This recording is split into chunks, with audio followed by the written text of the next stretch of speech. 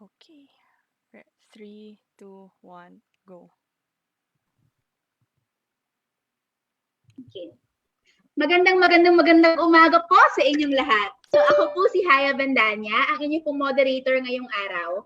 Konting paalala lang po bago tayo magsimula. Una po, pakimute po natin ang ating mga mikropono habang may nagsasalita. Magkakaroon po tayo ng pagkakataon pagdating sa segment natin o kaya naman po tuwing question and answer portion. Ikalawa po, para po sa mga kasama natin sa media, maaari niyo pong i-type ang inyong mga tanong sa chat box para po real time. So audience naman po, comment lang po kayo sa Facebook. Sasagutin po ng mga speakers natin ang mga tanong ninyo during the Q&A. Para naman po sa mga nakaabang at nanonood sa live audience, sana kami ng tulong. For Sports Unico City, Davao del Sur, by Representative Cagas. The Committee on Basic Education and Culture. House Bill 10287, providing for a Philippine monthly exemption allowance for all. Thank you po. Para po sa nakaabang at nakanood sa live audience, hihingi po sana kami ng tulong. Okay lang po ba na itag niyo po si Ramon Ang, mga miyembro po ng TRB, Secretary Togada, Secretary Villar, Secretary Dominguez, Sir Hunya, Secretary Chua, at Attorney Alvin Carulli po, at iba niya pong kilala yung mga taga-media para po lumaki yung chance na makarating po sa kanila itong presscon at marinig po nila ang panig ng mga mamamayan. Malaking tulong po ang pagtag niyo sa kanila sa comment section. Sige po, game. Simula po tayo. Marami po tayong sektor at komunidad. Nakasama ngayong araw para ipaliwanag ang issue ng Pasig River Expressway. Pakilala po natin sila isa-isa para magbigay ng pahayag. Pero bago po yun, simulan po natin sa pagpapaliwanag kung bakit nga ba po nagtitipon ang lagpas 17 na organizations at halos 2,000 mamamayan laban sa PAREX. Tawagin ko po si Sir Sunny Sevilla mula sa Move Us One Coalition at isa rin po sa mga organizers ng movement para ipaliwanag to. Sir Sunny?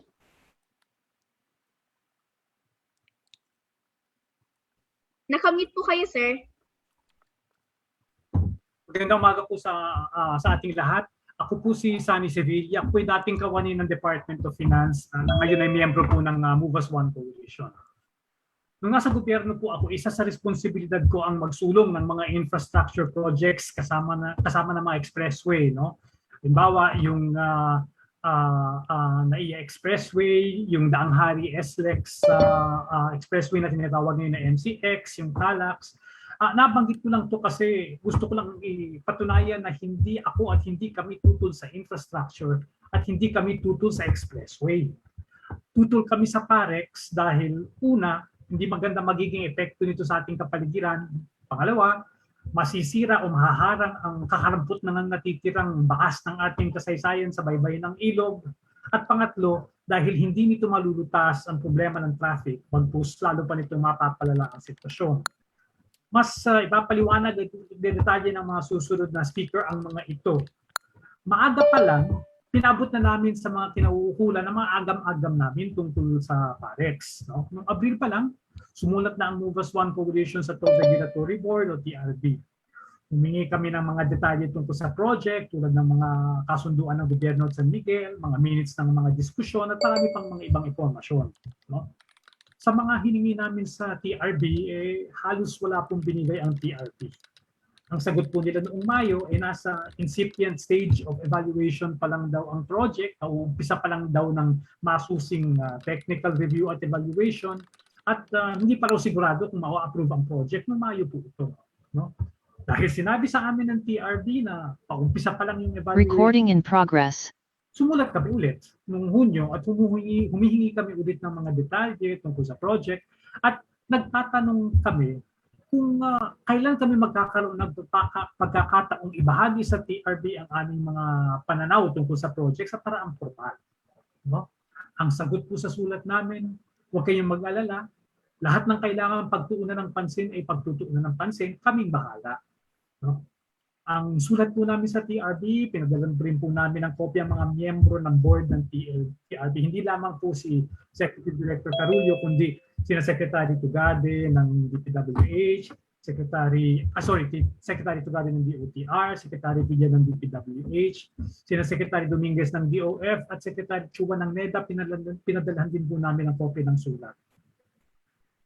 Ultimo kay Mr. Ramon Angpo, nagpadala rin po kami ng sulat at humingi kami ng pagpupulong sa kanya upang maipalawanan din ang aming mga pananaw. Ulitin ko lang po, hiniling namin sa TRB na bigyan kami ng pagkakataong magbahagi ng aming pananaw tungkol sa project na to bago pa ito maaprubahan. Umasa kami na magkakaroon ng pagkakataong makilahusap-usapan tungkol sa PAREC ang mga organisasyon na katulad namin bago pa maaprubahan ng project. Kaya medyo nabigla kami sa totoo lang ng lumo nung nabalitaan namin na aprobado na pala ang kontrata sa pagitan ng gobyerno at San Miguel at napirmahan na rin. Wala pang ang environmental clearance mula sa DENR and nag-groundbreaking na rin. Napakabilis po. Hindi po nasagot mga tanong namin. Minsan di kami binigyan ng pagkakataong magbigay ng pagganaw namin. Basta nag-desisyon na lang sila at pinayagan na rin mag-umpisa ang project. Alam nyo, maraming tinutulok na programa ang MOVE as One na may kinalaman sa transport. Kapansin-pansin lamang po ang tulin, makilos ng DOTR at TRB pagdating sa PAREX. Samantalang usad pagong naman ang pagbayad sa mga jeepney driver at operator na lumahok sa service contracting at sa iba pang mga bagay. Sa dinami-rami ng problema ng Pilipinas ngayon, hindi ganitong klaseng project ang dapat minamadali. Napakalaki ng magiging epekto nito sa napakaraming tao at napakaraming bagay at ayaw pa makinig ng gobyerno sa iba't ibang opinyon. Hindi po ito tama. Hindi po dapat baliwalain ang opinyon namin at ang opinyon ng marami pa tungkol sa PAREX. Hindi man kami matataas na opisyal at makapangyarihang tao, ngunit Pilipino rin kami may karapatang makibahagi sa mga desisyon na makaka-apekto sa amin. At dahil dito ay tutol po kami sa PAREX at nananawagan po kami sa gobyerno na pakinggan ang aming pananaw. Yun lamang po. Salamat po. Salamat po, Sir Sonny. To San Miguel Corporation and members po of the Toll Regulatory Board, hindi po kami nandito para makipagbardagulan. Okay? Gusto ko lang po yun linawin. Nandito po kami para makipag-usap. Since the start of the year, sumusulat po kami sa inyo requesting for private conversations. Pero wala po sa kahit anong imbitasyon namin ang nasagot. Nalaman na lang po namin, sabi nga po ni Sir Sonny, aprobado na ang STOA. Kaya nandito po kami ngayon, nagpapaliwanag kung bakit hindi solusyon within a solution ang PAREX. Una po, transport. Sabi nga po sa mga PR, mabawasan daw ang traffic sa Maynila. Totoo po ba to? Tawagin ko po si Kuya Ira Cruz mula po sa Alt Mobility para magpaliwanag. Kuya Ira? Magandang umaga sa iyo, Ira. Ira tuloy. Haya, napakuya na din ako. Magandang araw din po sa lahat. Ako po ay taga Alt Mobility PH. Nagkaroon ako ng maraming pagkakataon para makapagsalita this week. At gusto ko sanang bigyan ng ibang flavor naman yung aking discussion ngayong araw na ito. Ito si Jane Jacobs, no? Isa siyang, she went up against, yung story niya, si Robert Moses. Si Robert Moses ay isang government official na nagpo-propose noon ng isang 4-lane highway. Mahaba yung story, but in the course of her fight for the communities of New York, she shook the foundations of planning. Kasi pinakita niya kung paano pala talaga dapat disenyo ang mga syudad at para kanino ito dapat gawin. Si Jane Jacobs ay hindi planner. In fact, journalist siya at author. Pero dahil dito, she saw what most planners failed to see. In fact, sometimes they continue to fail to see it. Ano ba yung life on the ground? Nakita niya to. How do people live in their communities? Ano yung kanilang pangangailangan? Ito po ay noong 1950 to 1960s. Ano kaya ang sasabihin ni Jane Jacobs kapag nakita niya ang Metro Manila ngayong 2021? These are the same people that she fought for, the same people for which cities should be made. Marami po talagang tao sa syudad. Nandito ang mga tao sa syudad kasi tinatap nila yung mga opportunities ng syudad. Pero itong mga opportunities din na ito ay posible dahil sa mga taong ito. So cities are actually intended to have people in it. And I would like to say that cities are one of the best inventions in history. I'm a big fan of city. Kasi yung diversity, density, these are some of the things that make progress in cities possible. So dapat yakapin natin siya. We should embrace density in cities. Yung cities natin, hindi siya congested ng tao. Hindi lang tayo marunong magplano kung paano gamitin ang space efficiently. Now, take this photo for instance. Nangyayari ito araw-araw where majority of the people that work hard to make our cities run, pandemic or no pandemic. Pero bakit yung majority ay nagsisiksikan sa napakaliit na lugar? This is the people that our government should be designing cities for. Ito yung 88% ng households na walang kotse. Especially ngayong pandemic, healthcare workers, essential frontliners, at marami pang iba. You know, during the pandemic, with the suspension of public transportation at the beginning of the lockdown in May in 2020, and with the reduced supply of space sa limitado ng public transportation, this is as much a health issue as it is transportation. Mahabang pila, siksikan, ilang oras na pag-iintay. So yung proposal to build a massive gray infrastructure, 19.37 kilometers, 6 lanes sa ibabaw ng ilog, it begs the question, para kanino tinatayo itong struktura na to? Kung ang majority ng tao ay nagko-commute sa pamamagitan ng paglalakad, pamibisikleta at public transportation, mga bagay na binibigyan lamang natin ng 20% on the average na road space. Parex is not the future of transportation. Hindi niya masasagot ang pangangailangan ng bukas dahil hindi niya masagutan ang pangangailangan ngayon. Based on the calculations of the Move As One Coalition, of which Altmobility PH is a member, we need 14 billion pesos in order to create active transport facilities like protected bike lanes, bike racks, etc. 76 billion para sa service contracting. This not only addresses the unbelievably insufficient supply of public transportation, pero nagbibigay ito rin ng trabaho. Yung trabaho na sustainable. You know, pag inad mo yan, 90 billion pa lang yan. Malayo pa siya sa 95 billion na gagamitin para sa Parex, ngunit mas malaki at mas madaming tao ang mabebenepisyohan nito. Hindi ho kayang solusyonan ang road congestion at ma-improve ang mobility sa Metro Manila sa pagtatayo ng expressway. Ito po ay dapat system of solutions that make sense. Maraming salamat po.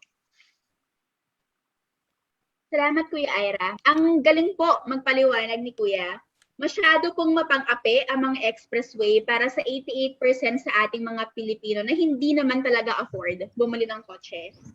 At sabi nga po ni Sir Sunny din, hindi po kami anti-infra ha. As in, gusto rin po namin ng infrastructure. Pero ang gusto po namin, magandang public transport, protektadong bike lanes, malawak at ligtas na sidewalks, yung tipong hindi mo na kailangan maghingalo para pumunta ng overpass para lang hindi ka mamatay nang nasasagasa ang kotse.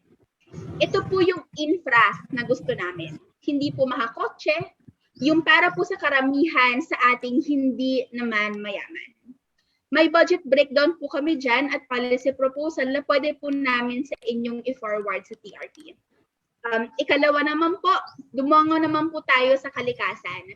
Sabi po ng San Miguel, we're building Parex at quote-unquote, no cost to the people. Pero ano nga ba po ang kapalit at mawawala sa ating mga Pilipino kapag nagka-Parex? Tawagin ko po si Bea Dolores mula sa Renacimiento, Manila. Bea? Hello po, magandang umaga sa inyong lahat. Ako po, kung nakikita ninyo, ay nasa tabi ng ilog. Pero sa totoo lang ako ay nasa Bicol dahil ang aking ginagawa dito ay paggawa ng short film para ipakita ang climate crisis ng Pilipinas sa United Nations Framework Conference on Climate Change. So maipapakita natin sa global leaders kung ano yung epekto ng climate crisis. And yeah, grabe yung nakita kong pinsala sa Bicol hanggang ngayon, hindi pa rin sila nagre-recover. Paano na kung sa Metro Manila, ganito rin ang mangyayari? And dahil sa mga pagka lumala pa lalo ang krisis pangkrima, kung hindi natin naalagaan ang sarili nating ilog, katulad nito sa ating ilog Pasig.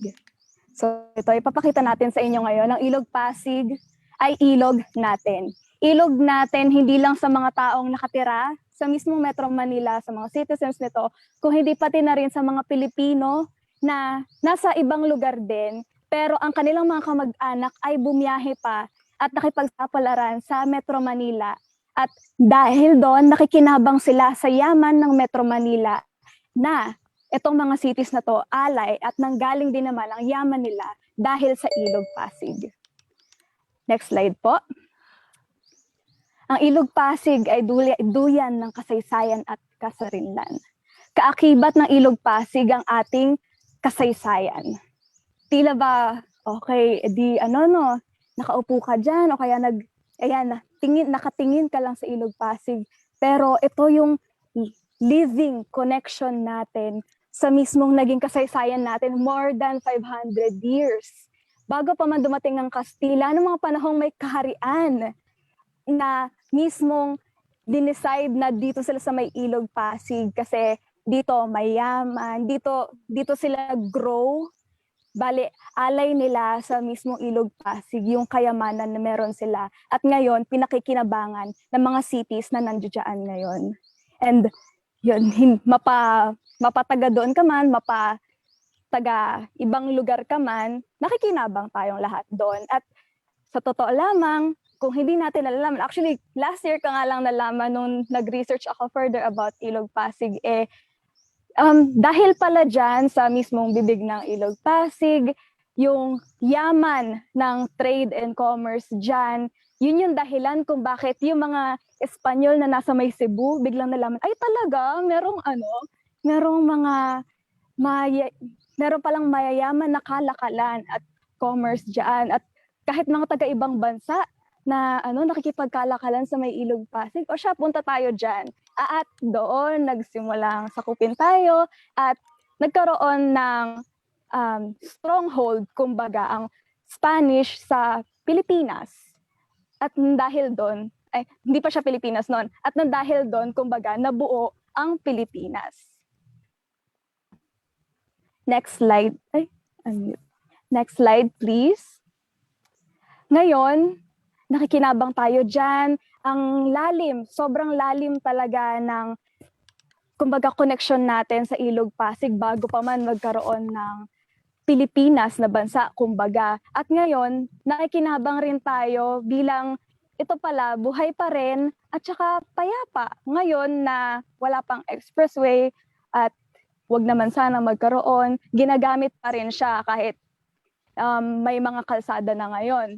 Yung, for example, itong nasa first upper left part, mga lalagyanan pala yan, kargahan pala yan ng mga produkto na dinadala nila sa iba't ibang lugar sa kahabaan ng Pasig River. May ganyan pa rin palang industriya. Meron din mga bikers at mga nagliliwaliw, kahit mga estudyante, for example, ng PUP Santa Mesa, meron din silang riverside. At imagine mo kung estudyante ka, gusto mo lang sana, ng tulad nito sa may view ko, na tumambay ka lang muna habang nasa-stress ka. Kahit ang mga taga-poblasyon sa Guadalupe, mga taong kahit sino, kumbaga, nakakatambay. At ito yung pinaka-extant na connection natin sa nature, madalas natin nakikita. Tapos, ayan, pwede ka mag-bike dyan at kahit na ano. Meron ding nangingisda kasi totoo na hindi biologically dead. Nag-improve na po ang Pasig River over the years. Meron pong mga research tungkol dyan at may mga nakakakuha pa ng malalaking isda. Maaari pong mag-research tayo ng maayos tungkol dito. At ito naman pong sa dulo na picture sa baba, meron ding mga magagandang parte ng Pasig River na pambayan talaga ng mga tao. Whether or not it has to be improved yet and what not, it's being used at saka pinakikinabangan, masaya at payapa ang dulot nito sa atin. Next slide please. Pwede pong paki-play nung video na iyan. Ayan po ay sa Quiapo, slow-mo. Ayan po ay kinunan lang nitong Sunday. Ang mga kaibigan ko at saka ako ay naggala, kumbaga, sa kahabaan ng Pasig River sa may Maynila. At nagtatalo at nakita namin yung mga bata, buhay na buhay ang Pasig River sa may bandang Quiapo dahil sa mga batang yan nag-e-enjoy sila, swimming, ganyan.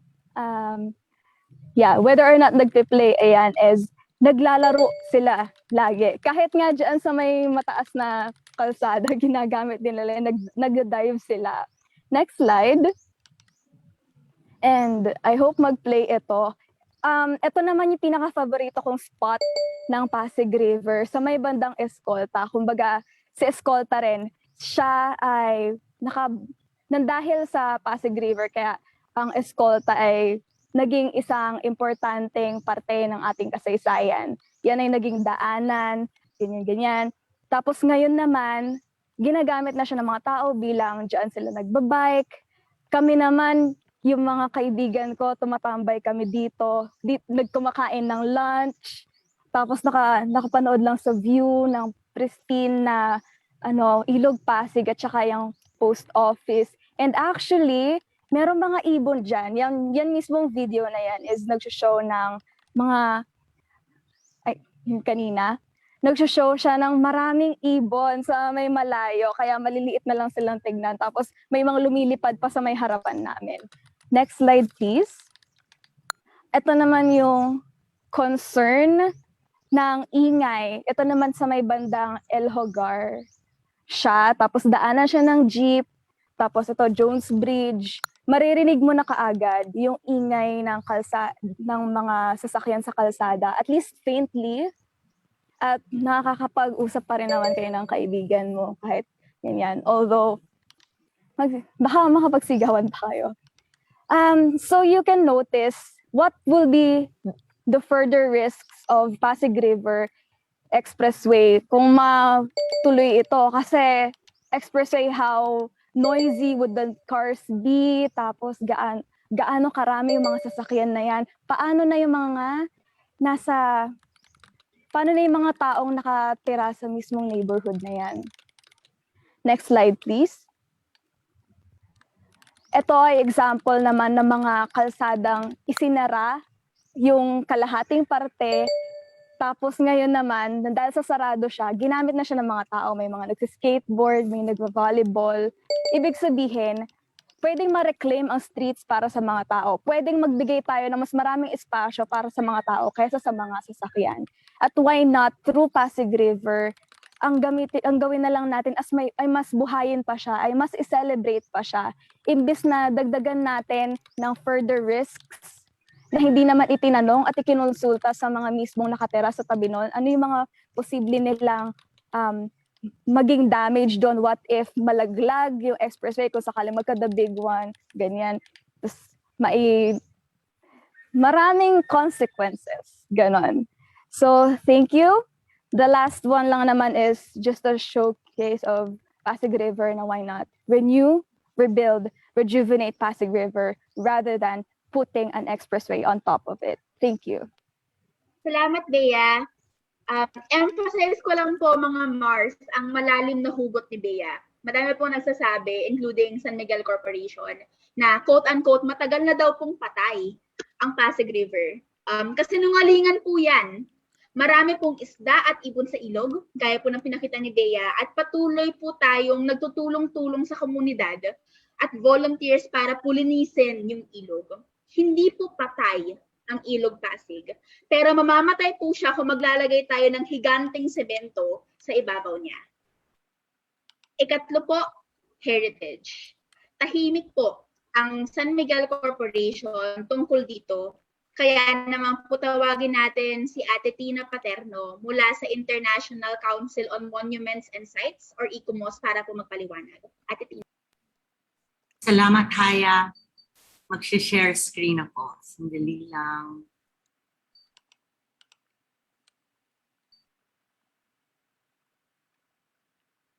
So, salamat.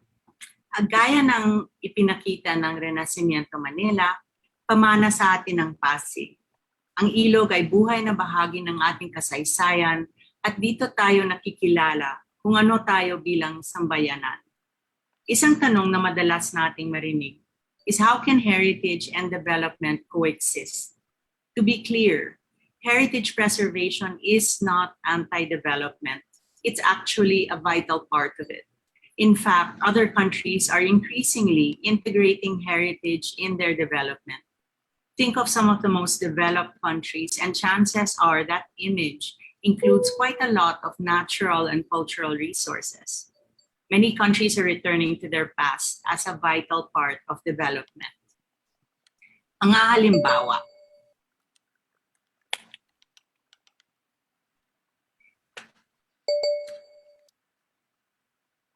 ang Chongye Freeway sa Seoul, South Korea.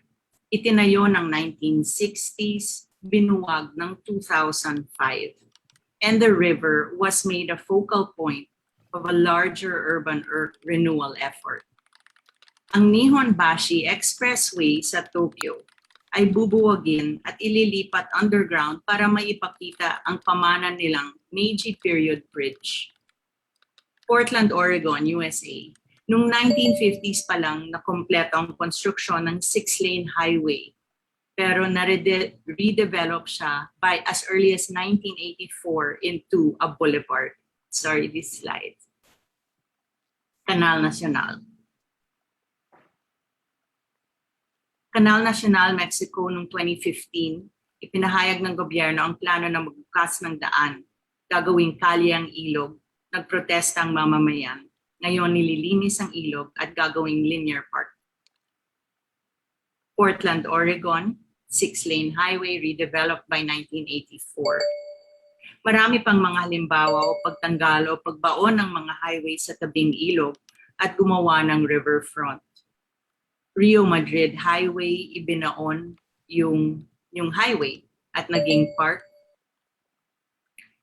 Pompidou Expressway, Paris, France, Riverfront Parkway, Chattanooga, Tennessee, Embarcadero Freeway, San Francisco, Manzanares Riverbanks, Madrid, Spain. A major movement in many parts of the world is removing their freeways. PAREX will take us in the opposite direction of sustainable development. The Brundtland Commission, who has defined sustainable development the way we use it today as development that meets the needs of the present without compromising the ability of future generations to meet their own needs. Is a 6-lane expressway the best and highest use of our one river and its banks? Kapag sinabi mong ang expressway sa Pasig, ang daan tungo sa Pagunlad, para mo na rin sinabi na ang pinakamabuti at pinakamatayog na gamit ng bundok ay pagmimina, o ang pinakamabuti at pinakamatayog na gamit ng bahay na bato ay isang high-rise. We're sacrificing our river to solve a traffic problem. Ganito ba natin gustong mag-isip ang mga pinuno natin para malutas ang iba pang problema sa kinabukasan? Ang PAREX ay isang pananaw sa pag-unlad, pero napakarami pang ibang kinabukasan. There are many other possible futures before us that are more pro-development. There are alternative futures with less traffic centered around people and planet. Which future would your children want? Thank you. Salamat po, Ate Tina. Ayan, mga Mars. Malinaw naman po sa paliwanag ni Miss Tina, Pasig River has withstood empires. Parehas po silang sinabi ni Bea. Mula po bago pa nung sinakop tayo ng kahit sino, nagrevolusyon sa Espanya, nagrecover mula sa pagbomba ng Amerika, lumaban sa mga Hapon, etc. Kasama po natin ng buo ang Pasig River. It has withstood empires, colonizers, and administrations, and we want it to remain that way. Hindi po magpapayanig ang Pasig River sa PAREX at sa isang korporasyon. Ika-4 po, turismo at ekonomiya. Ano nga po ba maapektuhan ng PAREX ang turismo at ang mga hanap buhay ng mga komunidad malapit sa ilog? Tawagin ko po si Sir Bertie Lim, dati pong sekretarya ng Kagawaran ng Turismo o Department of Tourism para po magpaliwanag. Sir Bertie? Salamat, Haya. Bilang kalihim ng DOT, may interest ako sa potensyal ng Ilog Pasig para sa turismo. At bago ako naging kalihim, nagtrabaho ako sa mga resorts sa Palawan.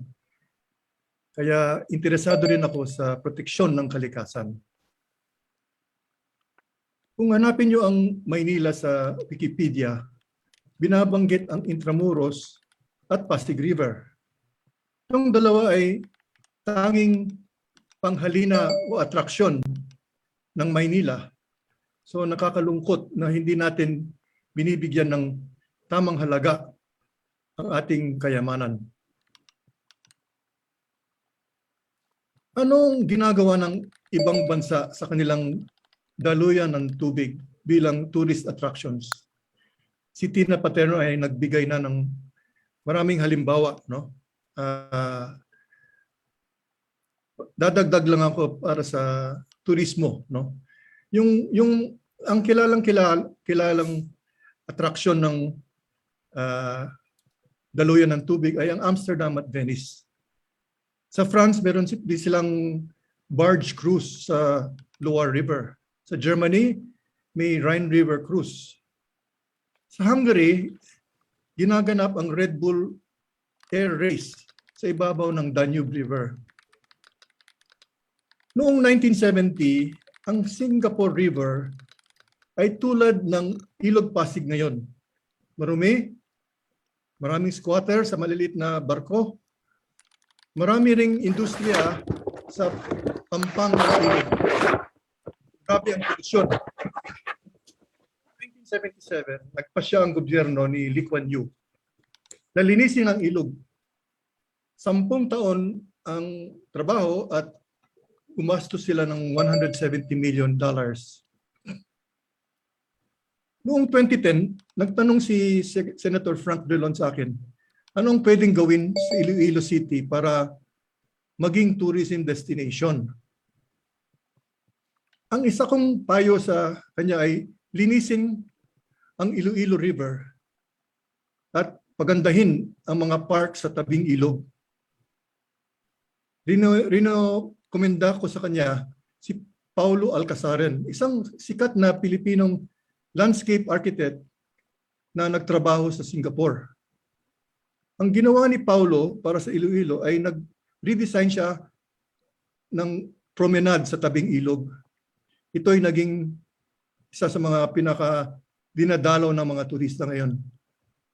Bukod pa doon, ang ginawa ni Senator Drilon ay pinatanggal ang mga fish cages sa gitna ng ilog at mga kinakalawang na vapor na nakaparada lang sa tabing ilog. Ngayon, bukod sa mga lumang simbahan at heritage houses ng mga hasindero, ang Iloilo ay isang atraksyon ng Iloilo. Ano kaya ang mangyayari sa turismo ng Maynila kung itatayo ang PAREX?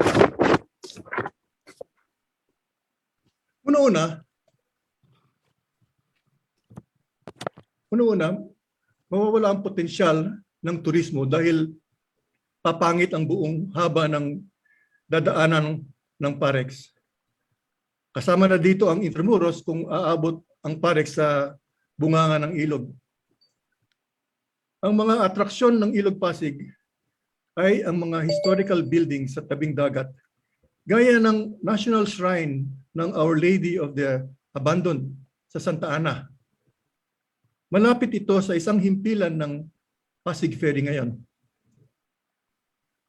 Ang Singapore ay may Pasig River Cruise, kung saan pwedeng tingnan ang mga gusaling historical. Meron din silang Singapore River Safari.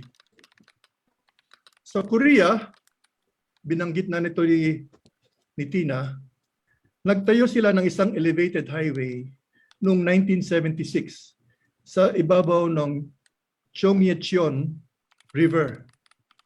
Noong 2003, pinatanggal nila ang highway at ginawang tourist attraction. Mahigit ng 50 million tourists na nakadalaw. Ang halaga ng paglinis at pagpaganda ng ilog ay urban renewal.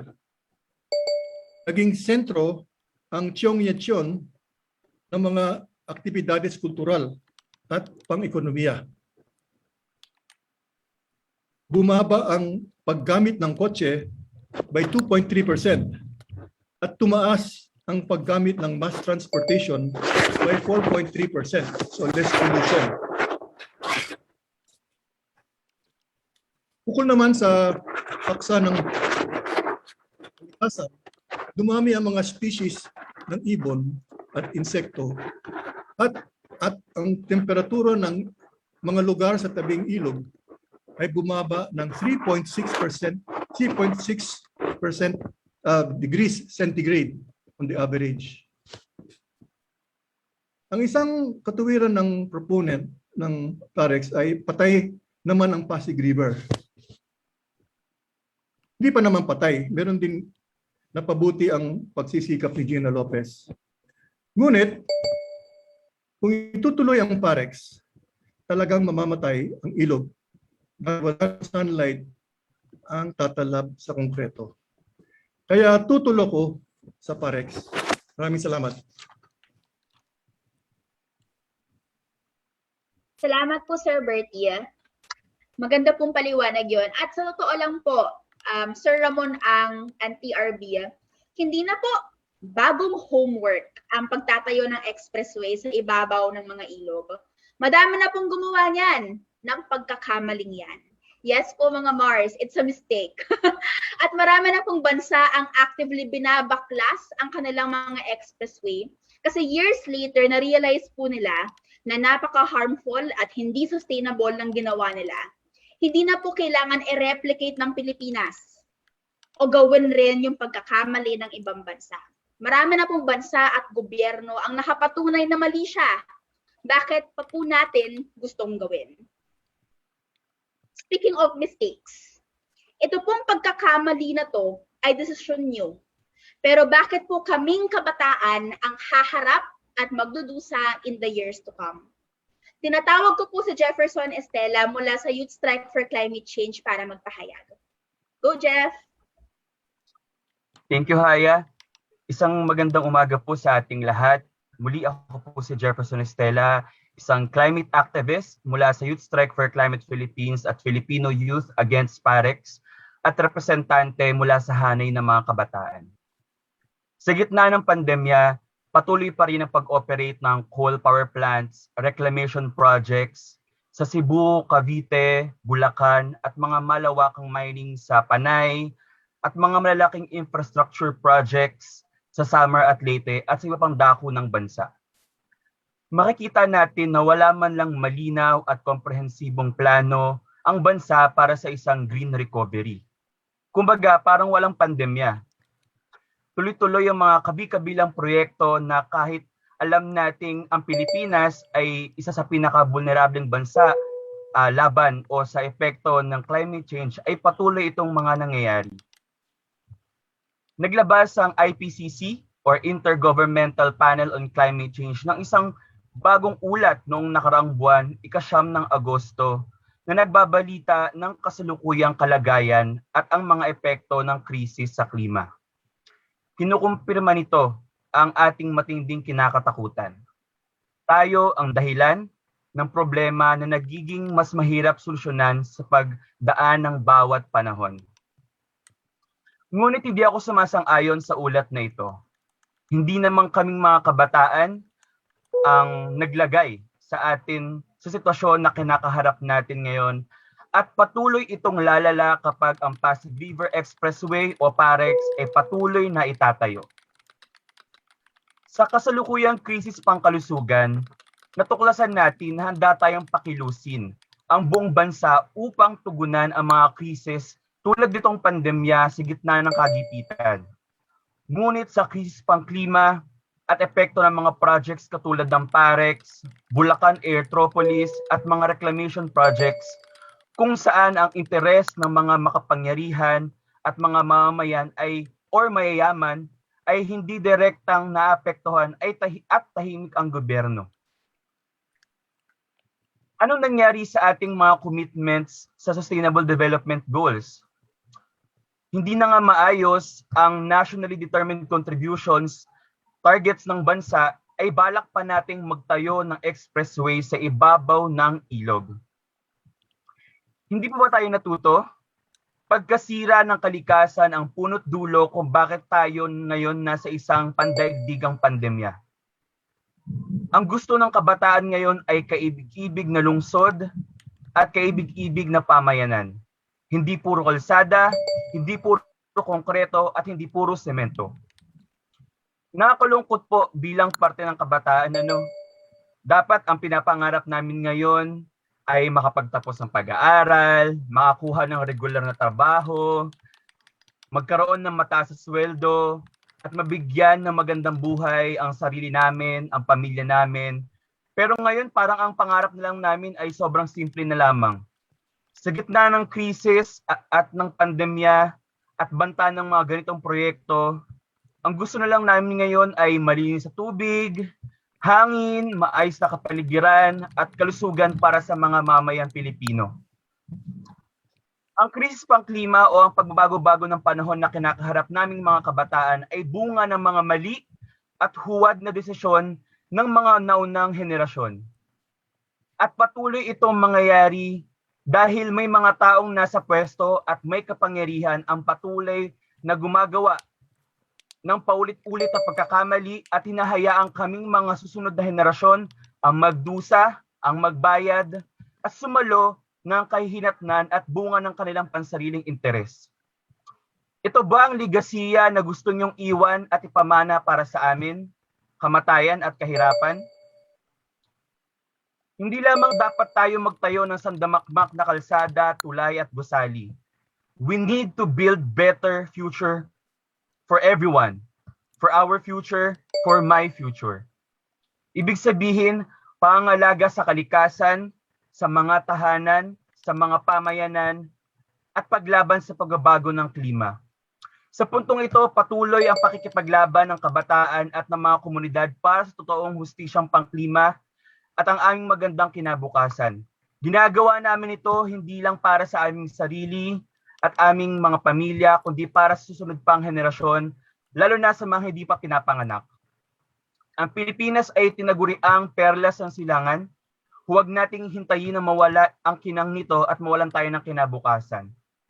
Ako at ang kabataang Pilipino na siyang susunod na mga lider ng bansa ay mariing kinukundina at tinututulan ang PAREX at umaapela para sa mas makatao at mas makakalikasang proyekto upang maprotektahan ang ating kapaligiran, kalusugan, ang pamumuhay sa mga lungsod at mga makasaysayang infrastrukturang parte at bahagi ng kulturang Pilipino. At ang pinakamahalaga sa lahat ay ang aming kinabukasan. No to PAREX, Ilog, Pasig, Lahin. Maraming salamat po. Salamat, Jeff. Ayan, mga Mars. Yang dambuhalang, dambuhala kasi ang laki po niya. Yang dambuhalang sementong yan, nandyan pa po yan kahit wala na po ang henerasyon nyo. Pero kami pong kabataan, ang mga magiging anak namin, ang mga magiging apo namin, magdudusa sa maduming hangin, baha at overall nagagalit na kalikasan. Huwag niyo po sanang nakawin ang kinabukasan namin. Nakamit niyo po ang pangarap niyo in your lifetime. Sana po bigyan niyo kami ng tsansa na mabuhay long enough para po ma-achieve rin namin yung mga pangarap namin. Para po magkaroon din kami ng sarili naming kinabukasan. Hinihingi lang po namin yun, napakasimple. Bigyan niyo po kaming tsansa na mabuhay long enough at hindi po siya mangyayari kung may malaking PAREX sa Ilog, Pasig. Mga madlang people, narinig na po natin ang mga sektor na isa-isang sinagot ang claims ng PAREX at pinatunayan that there are better ways of doing their goal. At wala dito ang paglagay ng isang dambuhalang semento sa ilog. Pero may isa pa pong boses na hindi natin napakikinggan. Ano nga po ba ang gusto at pangarap ng mga mamamayan na malapit sa Pasig River para sa ilog? Magsasalita po si Kuya Miguel Lopez, isang ama at isang residente malapit sa riverbank ng Pasig. Kuya Miguel? Ay, magandang umaga po. Ako si Miguel Lopez, isa po akong tatay at isa po akong taga-Ilog. Bale, pag ako'y taga-Ilog, tayo po ay gumagamit ng ating public transportation. Nakipagsiksikan rin tayo, katulad na nakita natin kanina sa picture na yan. So may mga punto tayo na gusto nating maging focus sa usapan na ito. Unang-una, sa pagiging tatay, gusto natin na yung mga infrastruktura, yung mga legislation, yung mga usaping pangkomunidad, dapat maganda ang pundasyon. Maganda ang mga plano. Kasi ito ay malilipat sa ating saling lahi. Kailangan nating busiin. At meron tayong salita sa mga bagay na ito. Yan ang gusto natin para sa ating mga anak. At sa kanilang mga anak rin. Pangalawa, pagiging isang kabahagi sa isang komunidad, nakita natin dumating ang mga trahedya katulad ng Undoy noong 2009. At yung extreme weather event is itong malaking problema kasi kung maglalagay ka sa isang ilog na tonelada ng semento, nakita natin ng Undoy na linggo bago pa bumaba yung tubig at lumabas sa Manila Bay. Kumbaga, hayaan natin yung komunidad natin na malubog sa tubig ng ilang linggo. At hindi natin papayagan na mangyari ito. Pangatlo, dito yung mga aking iniisip, mga pangamba.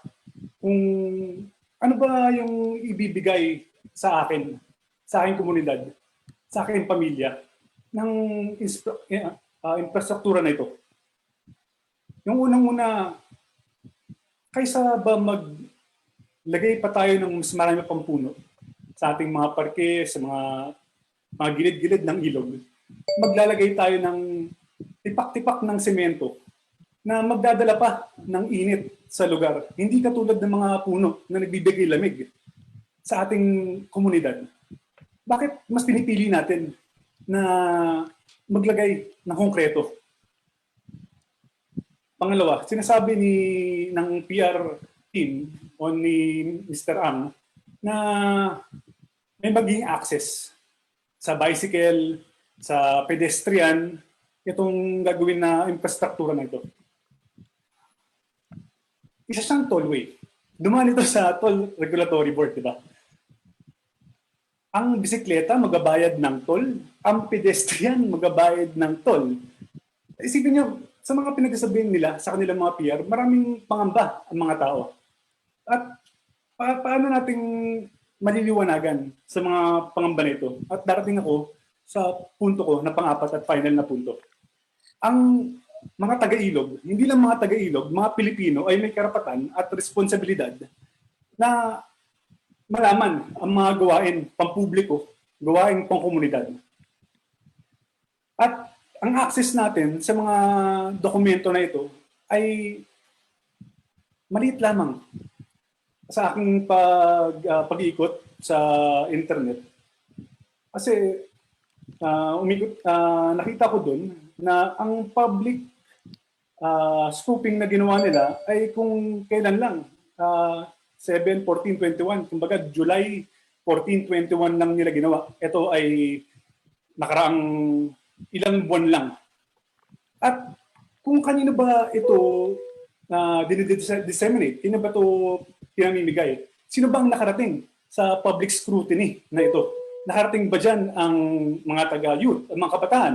Nakarating ba dyan ang mga taga-Mandaluyong? Nakarating ba dyan ang mga syudad na nakapaligid sa lugar na ito, sa ilog na ito?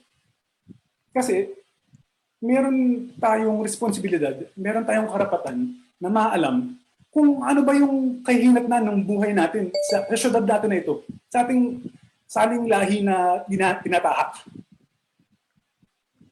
At nakakatawa, nung aking sinaliksik yung nilalaman ng dokumento na ito, makikita pa natin na may master plan na ang San Miguel Group na may mga punto sa plano ng Parex na ito na integrated na pala doon sa Skyway na ginawa nila na nagdudugtong sa North at saka South Luzon Expressway.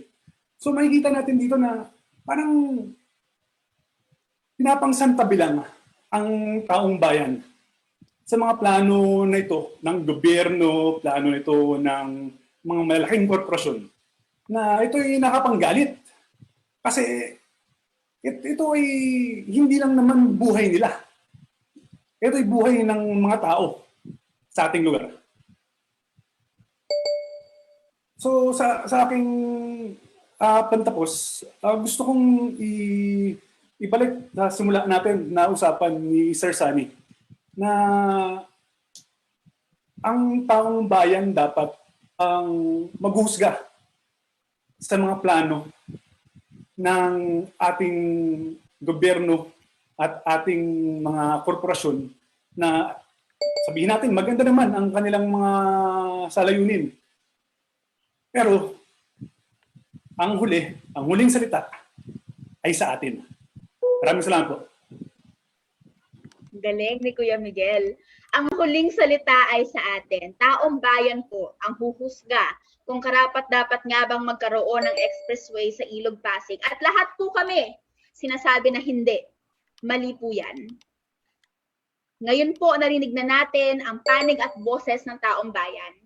Bago po tayo mag-push sa question and answer portion, gusto ko lang pong i-plug na meron pong ongoing petition para protektahan ng Ilog Pasig. Pwede po kayong pumirma sa bit.ly/no2parex. Iko-comment din po namin siya sa Facebook live stream para po isang click lang ay kasama na namin kayo sa laban. Mga sektor at pati na rin po mga kilalang professional groups sa heritage, sa transport, sa urban planning, sa environment, etc. Lahat po ay pumirma laban sa Parex. And we are excited na mas dumami po ang listahan at makasama namin kayo. Game po, question and answer portion. Sino po sa media ang gustong unang magtanong? Sige po, Miss Shaila from TV5. Hello, good morning po. Yung unang question ko po, kasi kahapon po naglabas po ang San Miguel Corporation ng mga statements nila tungkol dun sa mga criticisms dun sa project. And ang isa pong tinanggi po nila na i-cover daw po yung entire Pasig River. Ang eksaktong sinabi po nila, it will be built only on the banks of Pasig River. Its posts occupying only 1 meter of the average 200 meters. So una po, any reaction to this? And pangalawa po, ganong kalaki po yung impact ng project na ito in terms of dun sa mga cultural landmarks and historical landmarks natin? Ano-ano po yung mga matatamaan? Thank you po. Salamat po, Ms. Shaila. For the first question po, I think Sir Sunny can answer tungkol po doon sa project design. At yung pangalawa ma'am po, ipasa ko po kay Ms. Tina po from Ecomos. Go, Sir Sunny. Okay, narinig niyo ako? Yes Hello? po, yes po. Okay. Yung siguro point out ko lang na tungkol dun sa pahayag ng San Miguel kahapon, no? Meron na rin ginawa ang Move as One Coalition na sagot dun sa pahayag na yon, no? At hindi ko na pag-uusapan in detail kasi ipapadala na lang namin sa mga dumalo sa press conference na to at ipopost din po namin mamaya sa Facebook page ng Move as One Coalition, no? Tungkol naman dun sa issue nung yung hindi matatakpan ang Pasig River. Alam naman namin na hindi matatakpan yung buong Pasig River, no? Pero kahit anong senaryo, kahit mismo dun sa mga larawan na inilabas ng San Miguel nung kanilang groundbreaking, makikita naman po 6-lane expressway po ito, no? Wala naman pong lugar sa baybay, no? Tignan niyo po yung kahit saan bahagi po kayo ng Pasig River tumingin ngayon, okay? Wala pong space sa baybay. So talagang nasa ibabaw ng river po yon, 6 na lanes, okay? Mapasa gitna, mapasa kaliwa, mapasa kanan, may bahagi po ng ilog talaga na matatakpan. At doon pa po lamang ay tutol na po kami doon kasi ang posisyon po namin talagang walang bahagi ng ilog ang dapat matakpan na. Alam nyo, tingin po kayo sa Google Earth o sa Google Maps. Tingnan niyo po kung kakarampot na nga po yung natitirang open area sa Metro Manila. Itatakpan pa ba natin yung kukunting lugar na natitira?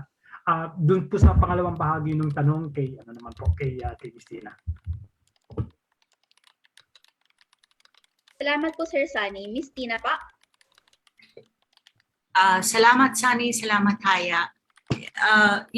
Bea Dolores of Renacimiento has done a wonderful job in documenting the heritage sites alongside the Pasig, no? And maybe Bea can take this after.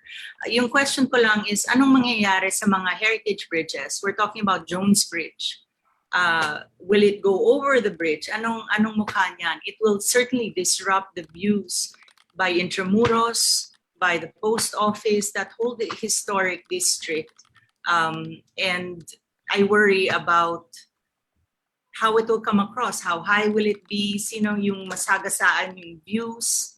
And Bea can talk more about the heritage sites along the Pasig.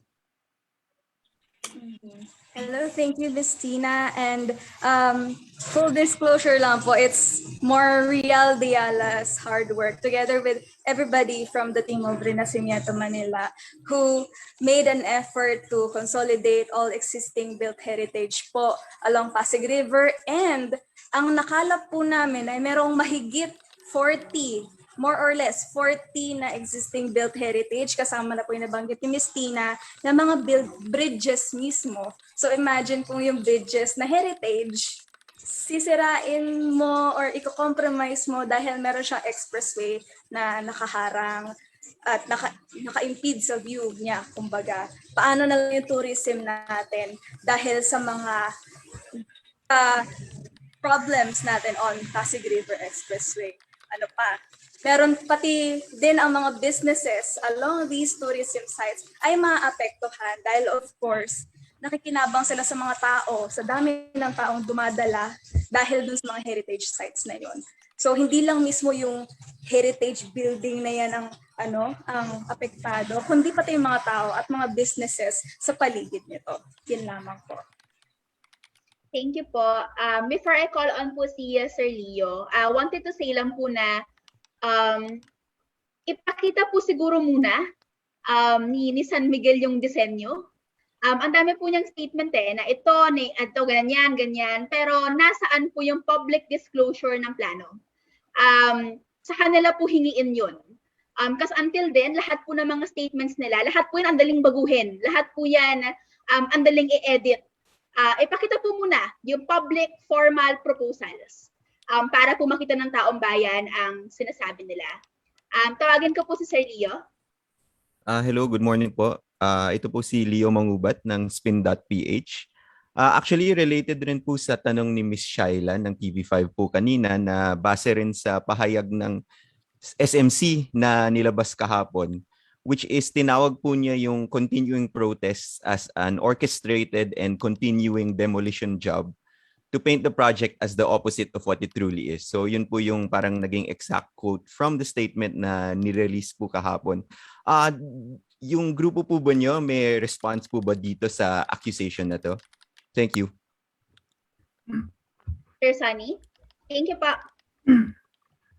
Ang response po doon sa statement na yon ay lahat po ng sinabi namin kanina, lahat po ng nabanggit ng mga speakers. Wala po kaming gustong i-demolish, okay? Wala po kaming gustong i-paint na hindi totoo, no? Ulitin ko lang po, nag-request kami sa Toll Regulatory Board, no, na tamang ahensya na gobyerno, na bigyan kami ng pagkakataong ibahagi ang aming mga saloobin tungkol sa proyektong ito. Sumulat din po kami kay Mr. Ramon Ang ng San Miguel para pag-usapan po ang proyekto ito para maipaabot namin ang gusto naming ipaabot. Hindi po kami binigyan ng ganung klaseng pagkakataon. kung nabigyan po kami ng pagkakataong ganon, sana hindi na ho kailangan magtawag ng press conference na ganito. Wag ang hiling po namin sa gobyerno at sa San Miguel, wag na po tayo sa dyaryo o sa media makipagdiskusyon, no? Mas gusto po namin sana na harap-harapan nating pag-usapan, no? Yun po. Maraming salamat po. Thank you po, Sir Leo. Send ko po sa chat box natin yung Google Drive ng lahat ng sinend naming letters for transparency para po mapatunayan. Nakita niyo po sa timeline, ever since early this year, ang aga po, tinatry na po namin i-engage ang TRB at ang SMC pero hindi po talaga kami pinapansin. Malalaman na lang po namin, in-approve na siya sa STOA, gurato na lang po lagi. At ayaw po namin ng ganon. Kami po ay stakeholders.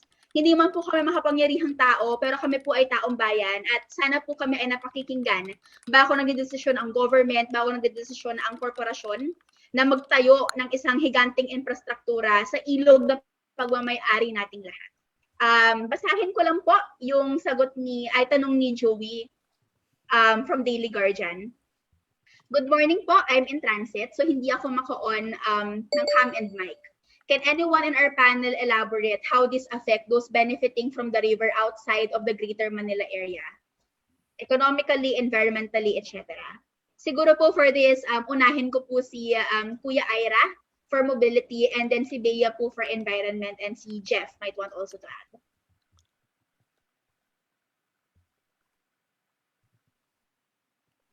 Nakamute ka, Kuya.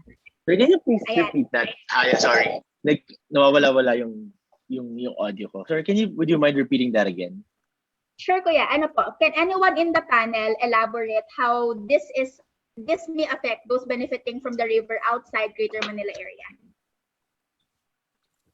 How this will affect those benefiting from the river outside of the... Opo, outside Greater Manila area. So, yung mga hindi po taga Maynila, paano po sila maapektuhan? This sets the tone in terms of how infrastructure or how we will be addressing mobility issues everywhere in the country.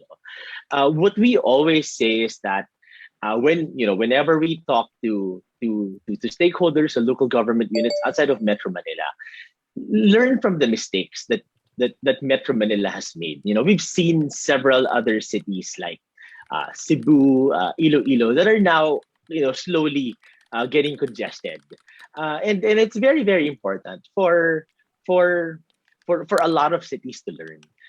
This is a project that is going to really define how our government sees addressing mobility issues in the country, and we want to be able to make sure that we deliver a strong message that this is not the way to solve traffic. We need infrastructure, but the kind that is sustainable and really addresses the needs of the ordinary people and the ordinary commuters. I think Sunny wanted to add. Siguro dalawang bagay yung gusto kong idagdag, Joey, no? I think lahat naman tayo alam na maraming bahagi ng Metro Manila, lalo na sa east, na hindi ganun kaganda ang public transport, na medyo mahirap bumiyahe doon, no? Imagine natin, ayaw naman namin kasi na puro negative lang kami. Okay? Let's paint a scenario wherein talagang gagamitin pa rin yung Pasig River para mapaganda yung transport. Okay? Here's one example ng pwedeng gawin na mas maraming taong makikinabang, no? Una, okay, merong Pasig River Ferry ngayon, no? Hindi regular ang service, medyo madalang, may araw na meron, may araw na wala. Gawin nating regular, no? Ay, ano ibig ko sabihin regular? Yung hindi mo na kailangan itanong kung anong oras ka sasakay, pupunta ka na lang sa ferry terminal kasi alam mo within 10 minutes or within 5 minutes, meron kang masasakyan. Isa. Pangalawa, okay, isa sa problema sa Pasig River Ferry, matagal ng problema ito, okay, is nandiyan nga yung ferry pero mahirap puntahan mahirap puntahan yung sakayan kasi madalang o walang jeep o PUV na pupunta doon. Ba't di tayo gumawa ng ruta? Ba't di natin pag-aralan saan ba nanggagaling ang mga tao, saan ba nila kailangan pumunta, okay? At para konektado ang mga population centers, konektado mga shopping center. Okay, may masasakyan ka Halimbawa na lang, no? Pag nanggagaling ka sa bayan, halimbawa ako taga Mandaluyong ako, pag manggagaling ka ng Calentong, pag manggagaling ka ng munisipyo ng Mandaluyong, may masasakyan kang jeep na papuntang Kulo. At doon ka sasakay ng ferry, pupunta ka ng Maynila. Pagbaba mo sa Escolta, may masasakyan ka papuntang City Hall. Ganon, no? So, yun, maraming makikinabang doon. Pangalawa, gusto ko din banggitin, yung tinatawag nating heritage, yung heritage building sa Pasig River, yan po ay pamana sa buong sambayan ng Pilipino. Okay? Gusto natin ma-preserve yan para kahit sinong Pilipino, okay? Kahit hindi taga Maynila, okay, ay mapupunta yan. Pwedeng makapunta diyan, pwede nilang ma-enjoy yung napakagandang mga building diyan at pwede nilang maranasan sa sarili nilang mata, sa sarili nilang katawan kung ano yung naranasan ng mga ninuno natin. At maaaring hindi yan pwedeng ma-calculate kung anong halaga niyan, pero kasi part yan ng identity natin bilang mga Pilipino. So yun, gusto ko lang bagitin yung 2 punto. Go po, Kuya Miguel. Yes. Dadagdag ko lang dun sa mga effects niya in the environment and the communities. Like, yun nga, in 2009, nakita natin yung Ondoy. At kasi ang Pasig, nag-iisang daluyan lang yan ng tubig. From the Laguna Bay area to Manila Bay. At nakita natin nung time na yun na yung tubig around the communities ng Laguna, nalubog. Lubog siya ng linggo na yung mga communities doon hindi nakapagpamuhay na maayos. At kung dadagdagan mo yung stress na nag-iisang daluyan ng tubig, yung ilog na ito, hindi ba parang nagdadagdag ka ng pasan dun sa mga tao na nakatira sa mga komunidad na yan? Salamat. Jeff? Yes po, idagdag ko lang din no, na tandaan po natin na ang economics and environment ay hindi hiwalay na usapan, no? It's very intersection. At kapag sinabi natin na impacts within the environment and economics, tandaan po natin yung Pasig, hindi po yan, kumbaga, hindi yan ilog na walang connection sa iba. Katulad nga ng sinabi ni Kuya Miguel, ang ilog po ay kakonektado sa Laguna de Bay. At kung makikita po natin, most of the people near the Laguna de Bay are depending on fishing. And some of the people near the Manila Bay, syempre yung Manila Bay hindi lang yun dun sa site ng Dolomite. Kumbaga malaki yung buong Manila Bay. At some of the communities there also depending on fishing and other fishing related activities. Tandaan din po natin ang Ilog Pasig ay aside from the ferry ay ginagamitan po yan ng bangka. Hindi ko lang po alam kung napuntahan niyo na po yung mga bangka malapit sa ferry stations, no. Pero ako po ay sumakay ng bangka at imbis na tumawid ang mga tao, naiikot pa sila, gumagamit sila ng bangka at alam niyo po kung magkano yun, 10 piso. At ginagawa nilang hanap buhay yun.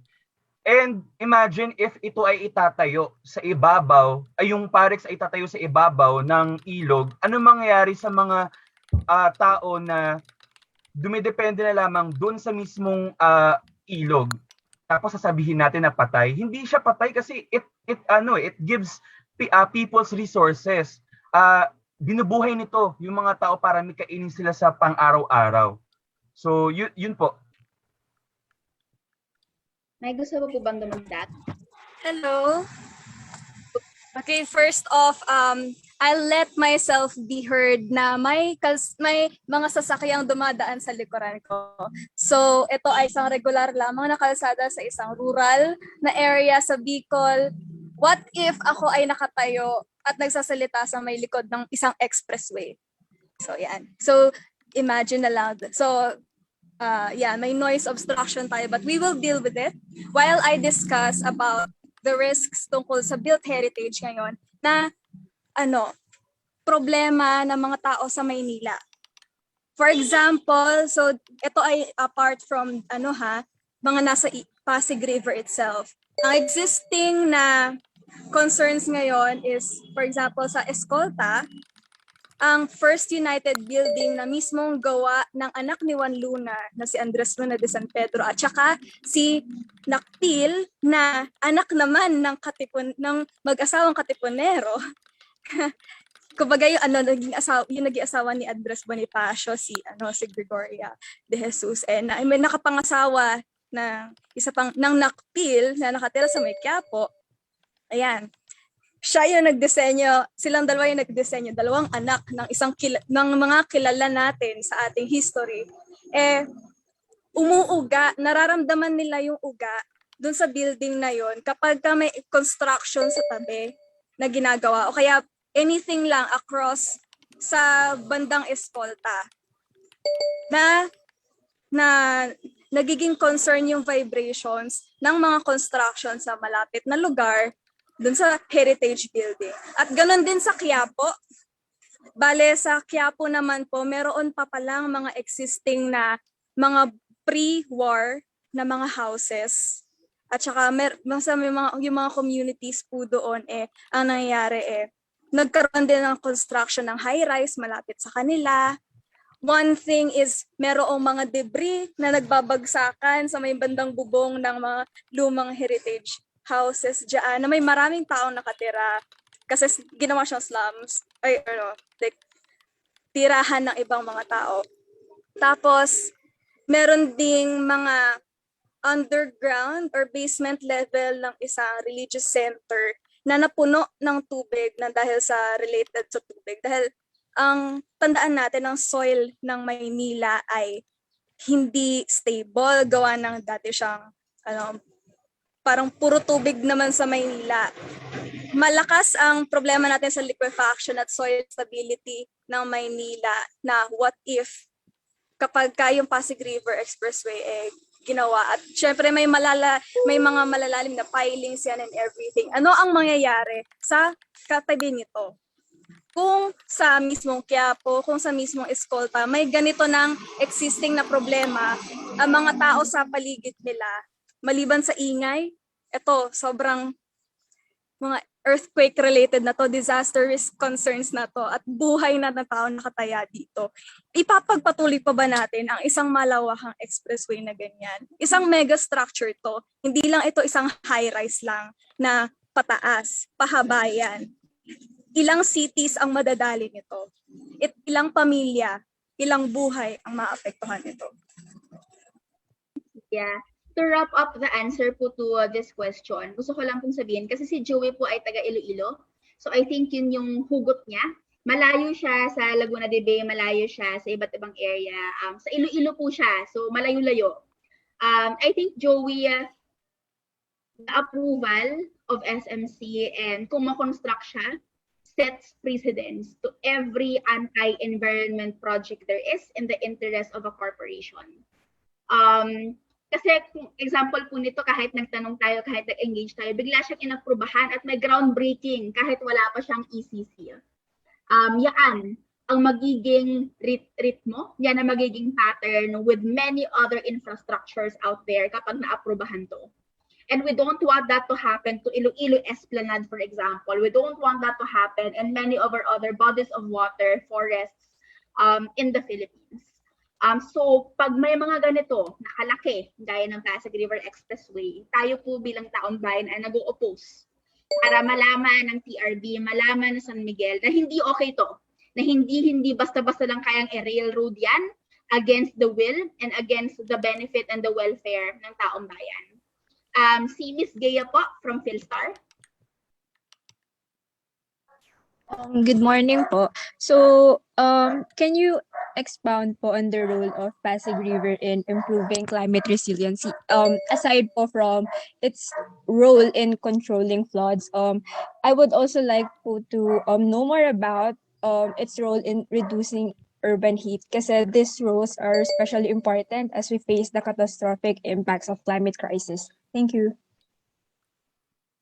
Thanks po, Miss Gaya. I think we have si Jeff or si Bea here and si Kuya Miguel, but we also have a resident environmental advocate here also. Sorry for volunteering you, pero if may gusto pong sabihin si Ate RJ from Greenpeace, she may also speak. Sino po gusto mauna? Maybe I can take that question, Haya. Go, ate. Okay. Thank you for raising that. So the most important thing when we talk about climate resiliency is not on the basis of us giving relief, on the basis of us na tumatawa tayo habang may baha, or yung scenario na pinapakita sa media na we are resilient because after the disaster, here we are, smiling in the faces of the camera. Hindi ganun yung resilience that we're looking at. When we look at climate resilience, it's about making the community, increasing their adaptive capacity. Ibig sabihin, pinapataas po natin yung kalagayan ng komunidad para hindi na nila danasin yung hirap.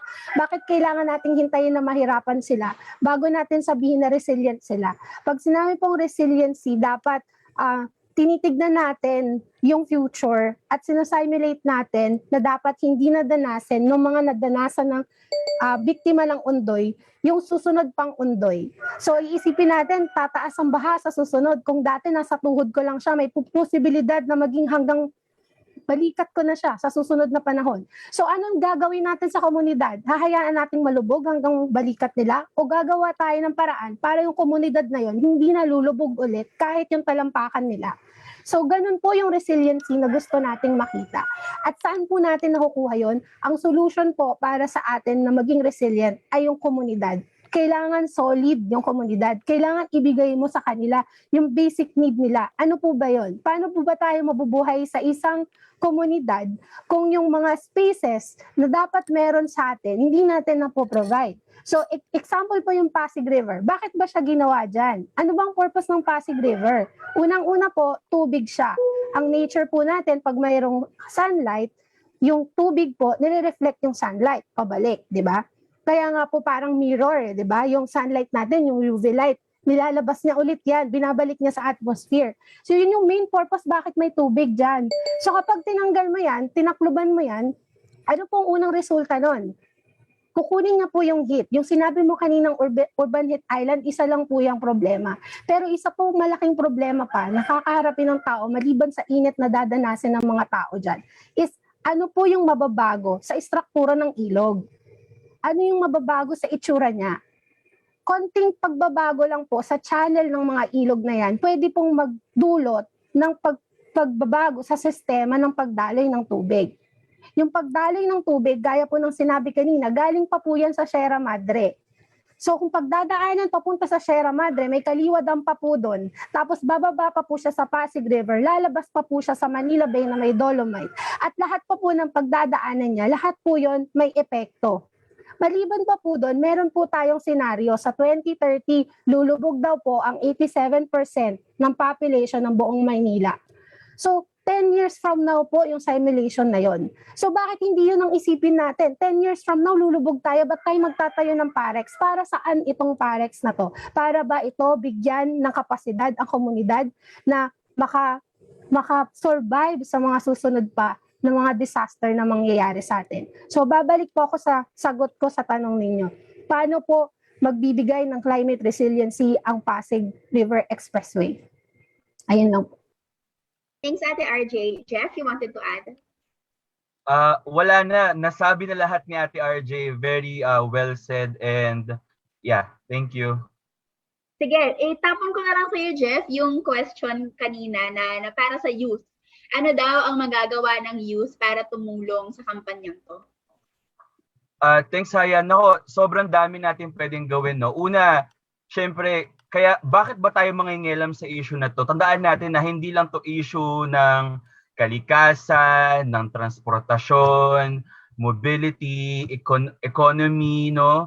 Ito ay issue ng, kumbaga, sino ba yung sasalo ng burden na to? Kasi, tinan mo, hanggang ngayon, binabayaran pa rin natin yung pagkakautang ng mga Marcos sa ngayong panahon natin. Hindi naman kami buhay nun, tama? Diba? Hindi naman tayo buhay nung panahon na yon. At ito bang parets na to para ba to sa ating mga kabataan, no? Ngayon, maraming ways, no, kung paano tayo makakasama or makakalahok sa panawagan para mas marinig kung bakit tayo tutol sa parex. At isa sa mga magandang pwede natin gawin is makialam tayo kung bakit ba mahalaga na isalba yung Ilog Pasig. Nabanggit nga kanina na napakahalaga ng Pasig hindi lamang dahil ito ay parte ng ating kalikasan, but in terms of the heritage, the culture, the cradle of our civilization as Filipinos, no?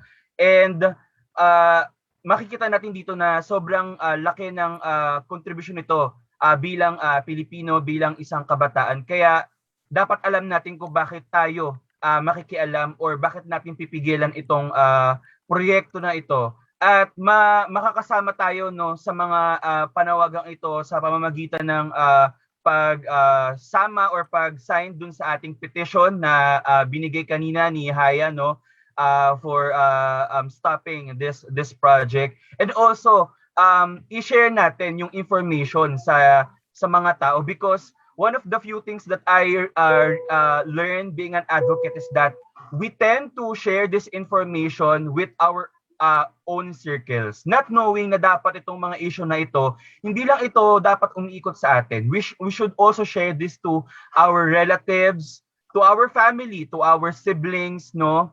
At sa mga taong alam natin na hindi natin kaside or hindi nila alam yung issue, they should also know these things, because alam naman natin na nasa pandemic tayo ng misinformation and fake news, and we should really engage more people at ipaalam natin na kaya tayo nandito sa presko na ito because nasa tama tayo.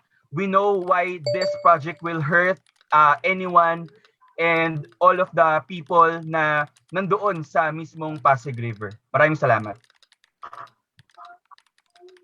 Thanks, Jeff. Okay, 9 minutes. Gusto ko lang pong dalawang bagay. We'll call you Miss Shaila in a bit. Dalawang bagay po. Unang-una siguro, gusto ko lang po ilinaw din siya sa media at sa mga nanonood ngayon. Hindi po kailangan ni San Miguel na magtayo ng parex kung gusto nilang linisin at rehabilitate ang Pasig River. Kung yun lang po yung gusto nila, mga Mars, pwede naman sila maglinis na lang, di ba? Parang mali kasi yung framing eh. Kung nakain natin, yung PR nila na sinasabi na, lilinisin naman yung river, tapos kami yung parang champions ng sustainability. Hindi. Kasi kung gusto nyo talaga linisin yung river, linisin nyo. Wala namang pupipigil sa inyo. Pasalamatan namin kayo. Kasama namin kayo. Kasama kami sa paglilinis, sa pag-rehabilitate ng river. Yung problema po natin ngayon ay yung pagtayo ng isang higanting semento. Yun po yung una. So hindi po totoo na nandun sila para linisin lang yung river, etc. Kasi meron po silang ibang gustong gawin. At yung pangalawa po, sana po itigil natin yung framing na ang San Miguel Corporation at ang PAREX ay generosity. At no cost to Filipino people. Ang dami pong mahasagasaan at nagsalita po ang karamihan sa kanila ngayong araw. At totoo lang po, ito po ay isang negosyo. Maniningil po sila ng toll fees. So hindi po totoo yung at no cost siya. Hindi po totoo na this is an act of generosity. Ito po ay isang public proposal infrastructure na kailangan kilatisin ng publiko. At kami po ay nandito ngayong araw na to para gawin yung karapatan naming kilatisin siya.